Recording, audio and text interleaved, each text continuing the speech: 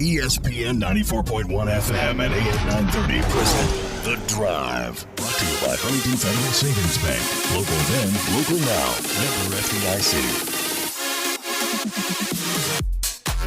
It is Tuesday, January 26th. Your Drive begins now on ESPN 94.1 and AM 930.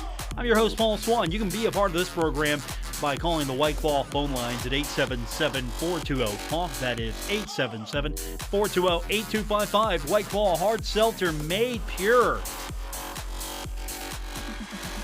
I wonder if I can get a caffeine version of that, just trying to cut down the caffeine a little bit, and I'm hoping that maybe I can talk to White Claw, get the caffeinated version of that. Either way, you can't go wrong with White Claw. At least that's what I've been told. Welcome into the program. Glad you're with us. We're going to hear from Dan D'Antoni a little bit later on. Had a chance to catch up with him earlier this afternoon as the herd getting set for FAU coming into the Cam Henderson Center Friday and Saturday.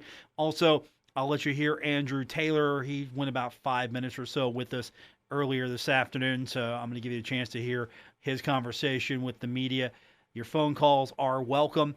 We got a few things to get into, though. I think since we're talking about basketball, I got to go here first.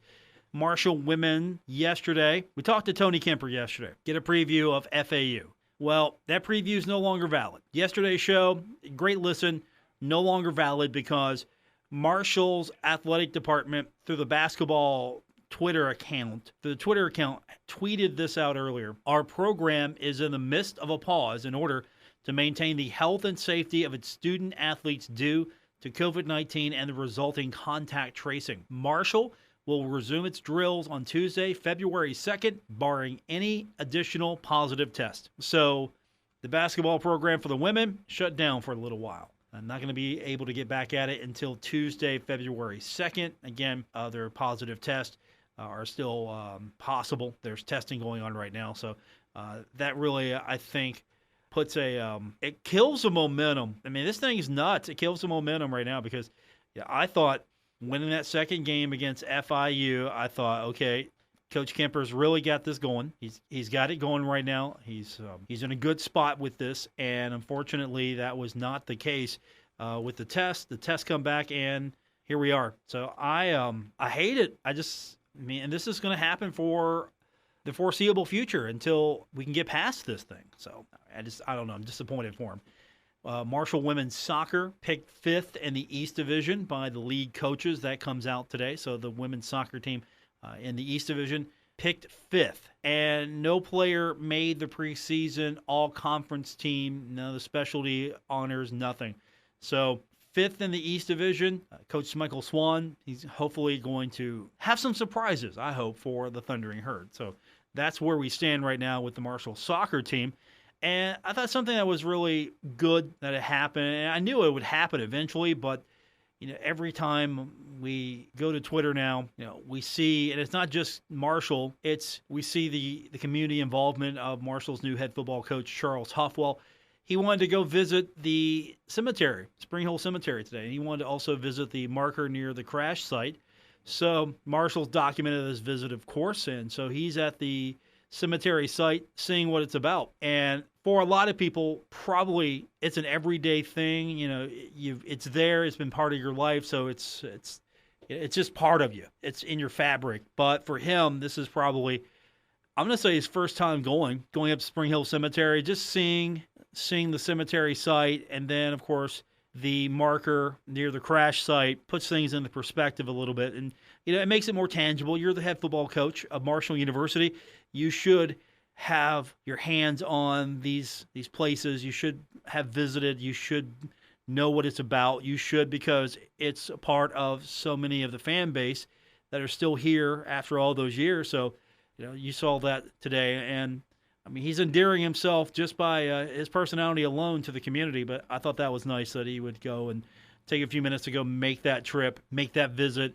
That means a lot to a lot of Herd fans you still remember that. And for younger Herd fans, you know the story. For older Herd fans, you live the story. So, it probably means a lot more to you that someone would come in, take the job, and understand what the job means, what the job is all about. And That's where we're at right now with the football program. You got someone who's coming in trying to build this program, trying to take it to the next level, and at the same time understanding what Marshall is about, what the fan base is looking for. I mean, he's endeared himself to a lot of people. He's asking for the alumni. Hey, I need your help.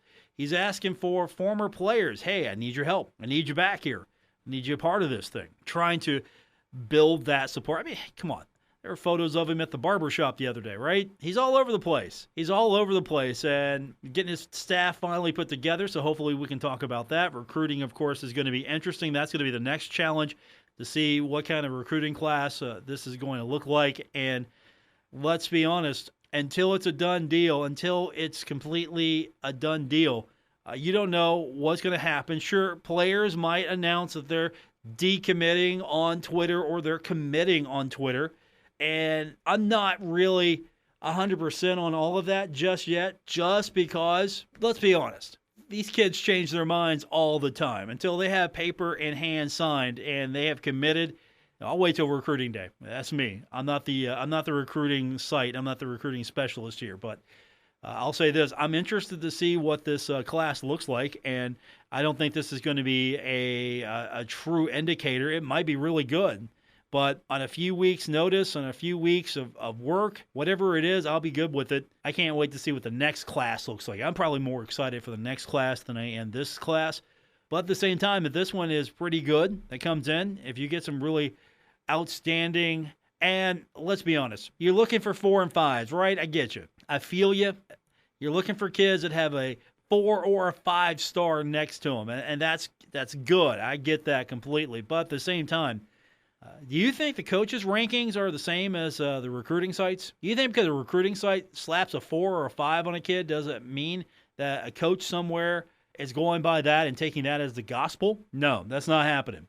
Coaches are not taking that as the gospel. Now, when it comes to when these kids are brought into the program, if they've got a nice little 4 or 5 on them, those go out in the media releases for sure. Hey, here how many 5 stars Marshall brought in, how many 4 stars Marshall brought in. This kid was highly regarded. But at the same time, I know you're looking for probably some impact players. And yes, I get that. I feel you. I'm with you as well. You want some big-time kids coming in and jump-starting this program. But at the same time, I'm going to trust the board, whatever board looks like. I'm going to trust it.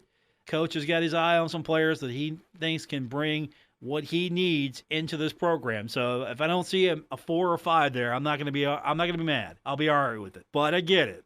You like to have those. Those are nice to have. Let's talk basketball when we continue. We've got Dan D'Antoni from earlier this afternoon talking a little bit about FAU. So we'll hear from him later on. Andrew Taylor, your phone calls, 877-420-TALK, 877-420-8255. Plus, we've got Twitter for you, at Paul Swann. Looking forward to hearing from you this afternoon. More coming up here on ESPN 94.1 and AM 930.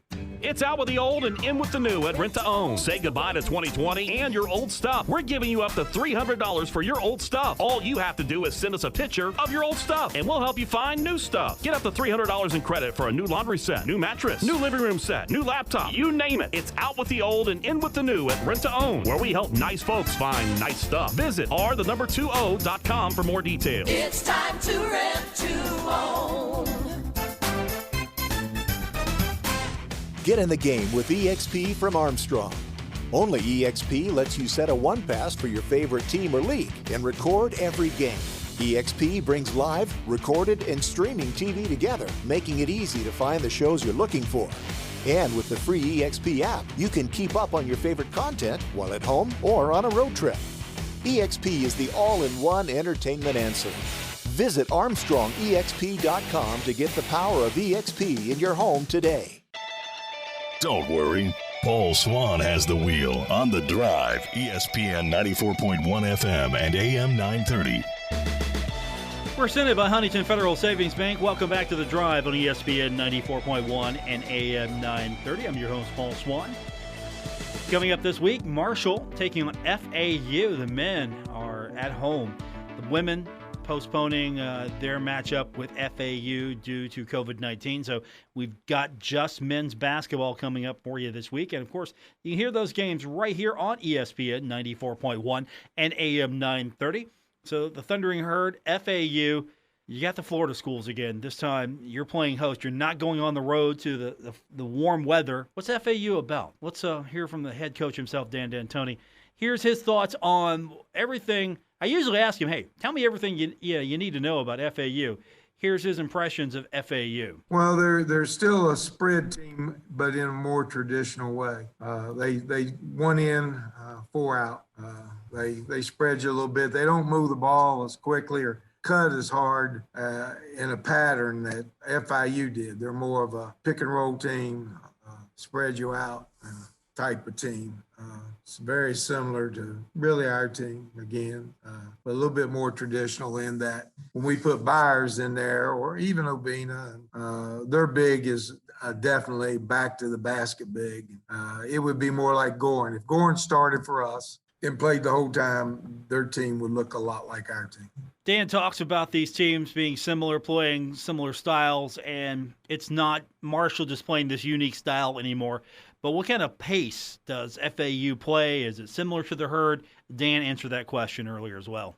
Similar pace. Yeah, they're gonna break on you when they can. They'll take they take a ton of threes. I think they're leading. Aren't they leading the conference in scoring? I believe they are. And so it's another. Everybody's gone.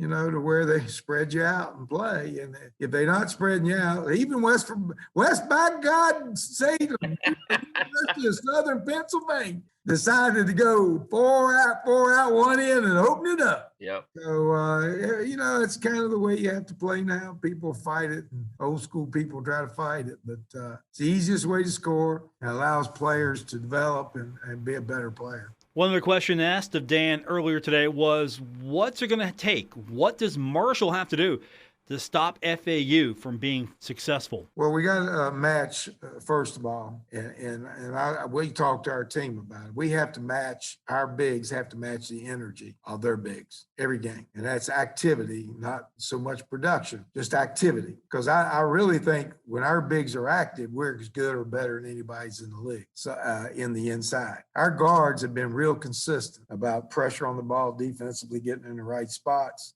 turning them over, and doing a real good competitive job. Our bigs have got to take it up a notch, take the challenge, and give the activity that it requires to be competitive in this league. Come focused every game, mentally focused. If we can do that, I think that will take care of the big boys. They got a couple of big kids inside that.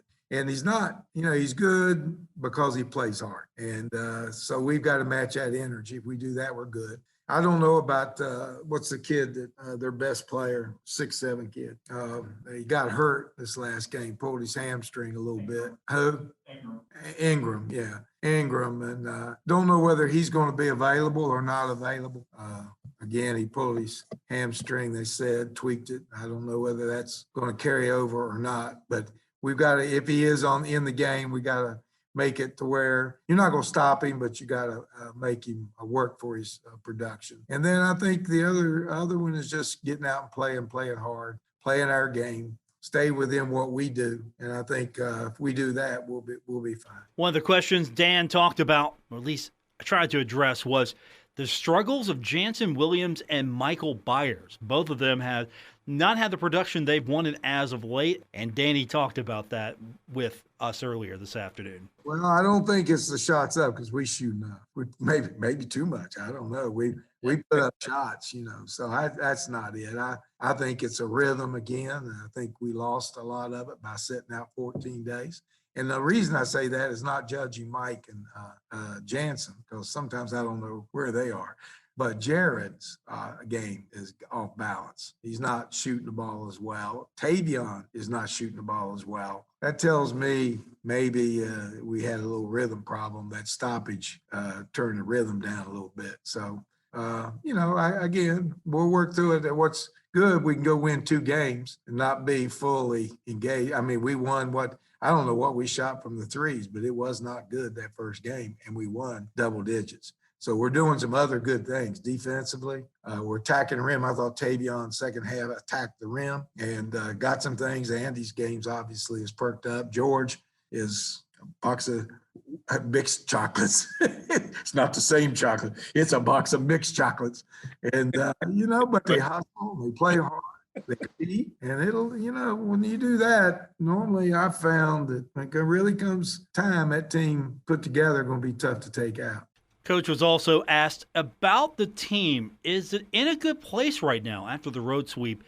And, of course, you know how Dan, he's quick on his feet. He brought up the most obvious point first. Yeah, we're home playing 2 games. And you know what? That's all you can count on. ODU is shutting down. They're not going to play, I don't think, at Western. And possibility, since that was their first case, they might have a string like most people do. They might have a string not beat us. So I don't think there is a good place because no one knows what place that is. With this, all we can do and control is our next game. We're 9-4. That's a good record with the schedule and the fact that we had a COVID stop right in the heart of our toughest conference part. And we just got to keep playing. We have a good team, and that team is, got to come through. I mean, you still got to play the next games. And our conference, there's no easy games. There's some teams that aren't winning a lot, middle, but FIU is 500, but they were 8-2 coming into the region, into the conference. And Rice has won a bunch of games. North Texas has won a bunch of games. This is not going to be an easy road, and we'll see what happens. We're 1 game out first, in the loss column with in the East, and they slip up. We keep winning. I don't know. They may not play again. We may. I don't know. If I were a fan of Marshall, I would hope for the best, knowing that anything can happen, and that you just gonna have to ride this season out and accept what it is and see what happens. Hopefully, it'll be good things, and then see what happens next year. Hopefully, it'll be a more normal year. That's the head coach, Dan D'Antoni, talking to the media earlier this afternoon. When we continue, we're going to hear from Andrew Taylor. He spent a few minutes with us as well. We'll get his thoughts on the upcoming match and his performance. That's all coming up on today's edition of The Drive on ESPN 94.1 and AM 930. This is The Drive with Paul Swann on ESPN 94.1 FM and AM 930. Presented by Huntington Federal Savings Bank. Our phone lines this hour brought to you by White Claw, 877-420-TALK. That is 877-420-8255. White Claw Hard Seltzer made pure. I'm still trying to get them to get a caffeinated version of that for me. I'm working on it for you. Earlier today, had a chance to catch up with Andrew Taylor, Marshall University, of course, getting set for FAU. That's coming up Friday and Saturday at the Cam Henderson Center. So basketball action back in the Henderson Center. Andrew Taylor, I think, has had some pretty good performances as of late. His game has gotten better as the Thundering Herd has gone through this season. And as I mentioned, we had a chance to catch up with him earlier this afternoon, about 5 minutes or so. So here's an opportunity for you to hear everything that we had to say to Andrew Taylor. I started out asking him about his opponent, FAU. Yeah, they got some solid guards. I know we played against a couple of them last year. Forrest's tough. They got some big dudes who play really hard. So I think that we're going to have to make sure we run with them and, keep them off the boards as well. Andrew, talk a little bit about your play and how you've sort of I don't want to call it the light bulb going off, but you seem to have known when to probe and take it in and pass it and take it yourself, and that's just all part of the maturation process. Yeah, I think it's just so I guess when I first got here, I was playing a little too slow, I feel like, and once I got the pace down, then it was like, all right, so I'm playing fast enough now, so now we got to know when to play fast. So I think that's a big part of it as well. It's just being patient and knowing when to, go all out and when to, stall and hold it, or just, whatever it is, just learning to play at different speeds. But more confident in your ability to kind of score it when you want to? Yeah, more comfortable, I'd say. Just getting more confident, just being able to do my thing, just, having a clear mind and being able to go out there and just do whatever I see fit is whenever I'm my best. Andrew, with this, y'all are in a different situation a little bit this week. You're coming off a road sweep at that, sweep in conference play. How do you keep from getting satisfied with that? Because like you said, FAU is a team, if there's one thing that sort of, sticks out about them, they play really hard and they're going to grind. Yeah, I think this is definitely a huge game. Like you said, we can't get too comfortable because FAU does play really hard and they defend. They're closing out on everything. Just watched some film yesterday. Their big dudes play super hard, so we definitely cannot be comfortable. I mean, it's going to be one of those things. It's going to be a growing opportunity for us just to see if we can keep it going, and that's what we plan on doing. Do you all feel like you're starting to get back? I know that Danny was talking about the rhythm. Even though you all won, the rhythm didn't really feel like it's that way all the way back yet. Do you feel like it's still a process and something you all have got to work through practice? Yeah, I think if we can have a few good practices leading up to this weekend, if we can win out this weekend, I think that's whenever we'll start to feel that rhythm. But yeah, I can agree with that. Just having all that time off and stuff, it was kind of hard to get a rhythm. And now that we've got these 2 huge wins this past weekend, I think that we can start to get the ball rolling a little bit. Do you feel Andrew, why do you think? Go ahead, Jake. I'm sorry. Go ahead. I'll say, do you feel this team is in a good place right now, coming off the first road sweep of the year? Oh, definitely. I feel like we're in a great spot. I mean, this is a great opportunity. Andrew, when you look at this league play format, and you guys swept last week, which was the first one, just speak to the difficulty, even when you're at home, to play back-to-back against the same team and win 2 games. Yeah, that is very hard. I think it comes down to who can turn around the quickest and who can make the adjustments the quickest. I think that's like I was talking about earlier, that's another opportunity to grow because, I mean, you don't really get a chance to do that much unless you're an NBA player. You don't have to turn around, especially in the, finals or the playoffs. You don't got to turn around and play the same team, more than once most of the time in college basketball. So, just whoever can make the quickest adjustments. And Coach Dan does a great job with that. And, all the coaches across the board, Coach Klein, Corny, Rougeau, all of them. So they usually do a really good job of having us prepared. You all know that, Jansen and Mike are rhythm shooters. And whenever your all's rhythm is disrupted, do you feel like that's what you all got to get back to get those guys back into sync? I think Jansen and Mike can do their thing regardless. I think that once we can get them to realize how good of shooters they are, they'll especially be able to do that. They're not going to have a good day every time. And that's for every shooter. But we can't solely rely on that. We got a lot of other dudes who can produce as well. And if we're all clicking on the same page, that's gonna be dangerous. Andrew, Danny was talking about how in the last game they called that opening play, the very first play of the game on offense for you. And how did that feel? It felt good. He just kind of threw an opportunity and I laughed and I took it. So yeah, I did it. You made the most of it. Yeah, I made the most of my chance.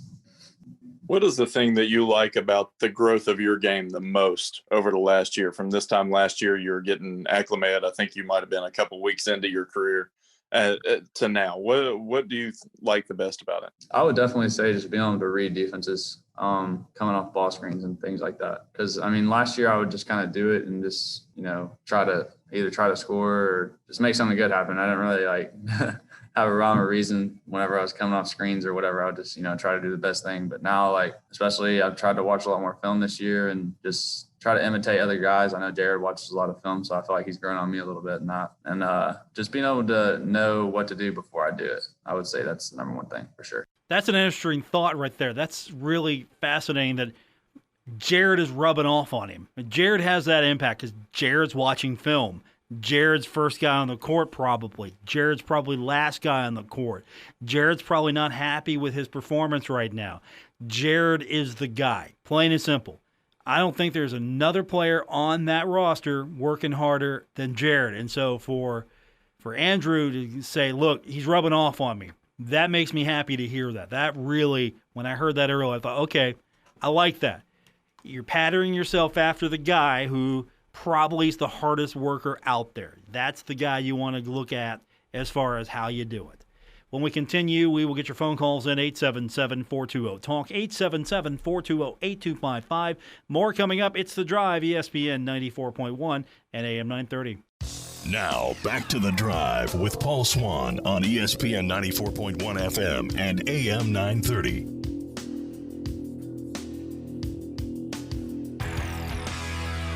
Presented by Huntington Federal Savings Bank, this is The Drive on ESPN 94.1 and AM 930.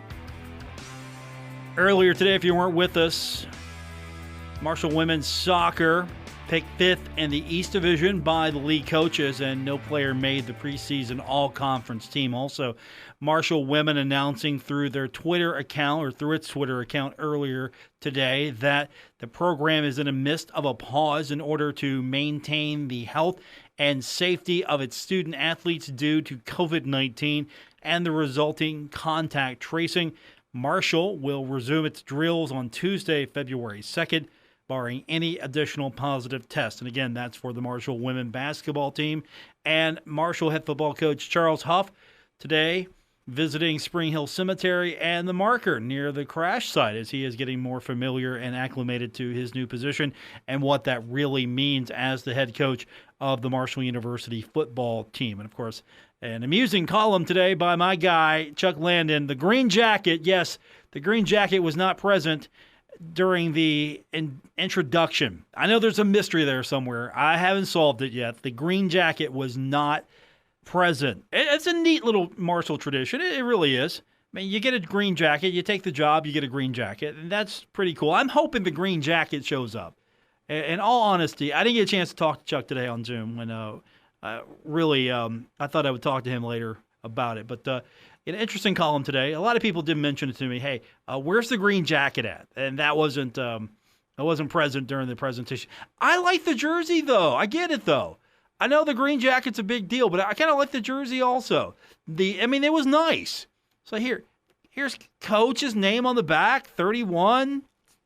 He's a 31st coach, Marshall. I got that. I like that. You can put that up on you can frame that. You can have that professionally framed and put that up. That's a nice little thing. I mean, can you frame the green jacket? I get it. It's a nice touch, though. The green jacket's a nice touch. I thought his tie was really nice, though. The tie he wore, I thought it was really nice. But everything I've come to learn about this guy, I like. I like Coach Huff. I like his involvement in the community. I like that he is personable. I like that he is energetic. I can't wait to see what recruiting looks like for him. I mean, that's another thing. I want to preface this by saying whatever happens on signing day, whatever happens, I think better things are still to come. Is that fair to say? I'm saying it. Fair or not, I'm saying it. I think better things are coming because of the fact that he is going to have an opportunity to put really his own fingerprints on this program, and he's already got people excited. He's already got people excited about this, and so give some kids some time. I mean, how many kids are out there that are available? And I'm sure he's going to bring in some kids you didn't see coming, and you're going to look at them, and you're going to be excited for them. And, of course, that means somebody might not have a spot. I mean, yesterday on Twitter, for example, Spring Valley's lineman that I was excited for, standout lineman, Bryce Biggs, he decommitted for Marshall, opened up his recruitment once again.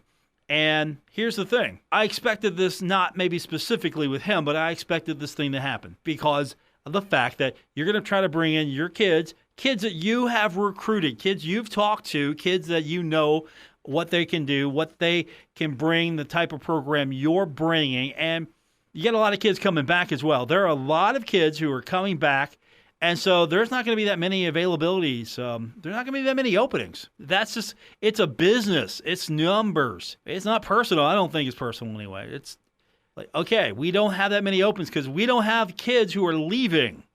Get the majority of kids coming back. If you got kids taking advantage of the fact that they're able to come back and play, what's that mean as far as recruiting is concerned? How many spots do you have? How many offers can you make? And so you're probably going to try to put as many needs on the table as you possibly can, target some things as far as what kids are out there, what can they bring to the program, how do they fit in with what you're trying to do. And so, I mean, you're seeing kids who are committing, decommitting. I mean, it's going to play out on social media until we actually have pen to paper and sent into Marshall and it's official.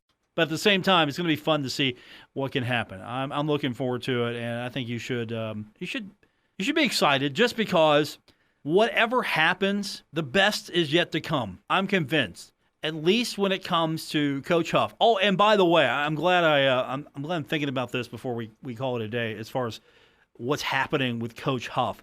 Let me tell you, He's got a lot of buzz going about him, and he has been named a finalist for Football Scoop's Running Back Coach of the Year. So Football Scoop, they have several specialty awards, and Coach Huff has been named a finalist for Running Backs Coach of the Year from Football Scoop. I mean, that's pretty cool. He hasn't been here that long already. Of course, creating a huge buzz for the program, and of course in his past work, getting recognized. And I'm going to tell you right now, if I'm a running back and I find out this is my coach, I'm excited. And much love to Brendan Knox, but if I'm Brendan Knox right now, I mean, would you have had a better chance under this coach to follow your dreams? And I'm not going to question his decisions, but if you're Brendan Knox, would you have had a better opportunity to see your dream fulfilled if you would have came back, not declared, came back? You didn't know this. Of course, you didn't know this. This wasn't available to you. You didn't have this information. You're basically,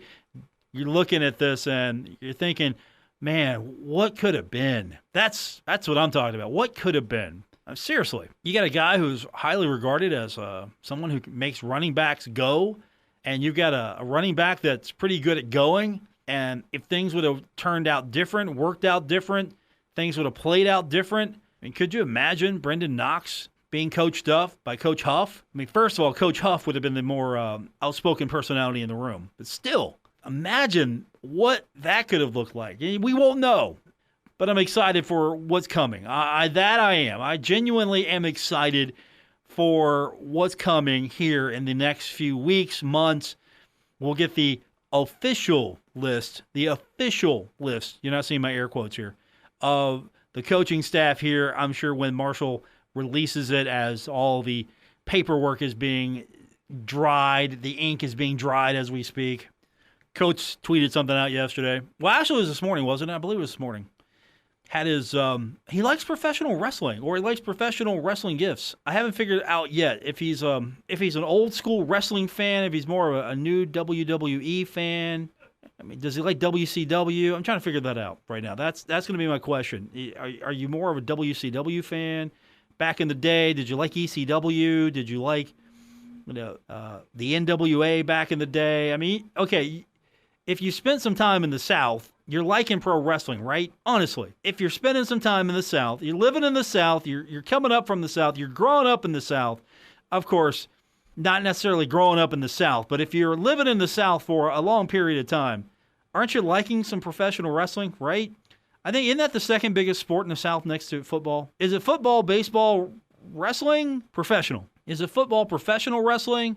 I mean, I know at Southern Miss it's football, baseball, and spring football, but still, you're seeing that kind of fun from him on Twitter. I mean, his Twitter account is fun. Whatever you may say about Coach, his Twitter handle is fun.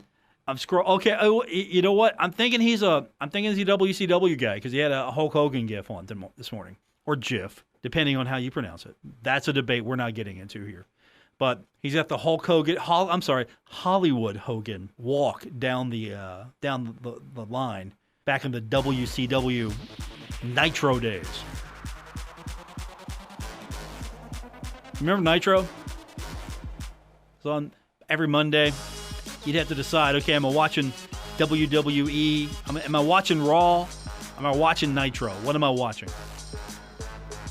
You know, and for me, it was Nitro. I'm watching Nitro, of course, and then Stone Cold became Stone Cold, and of course it was Raw then. I wasn't turning away. That's going to do it for this edition. Thanks for tuning in. Appreciate it. We'll be back tomorrow. We're going to do it all over again. Hope you have a great rest of your evening, everyone.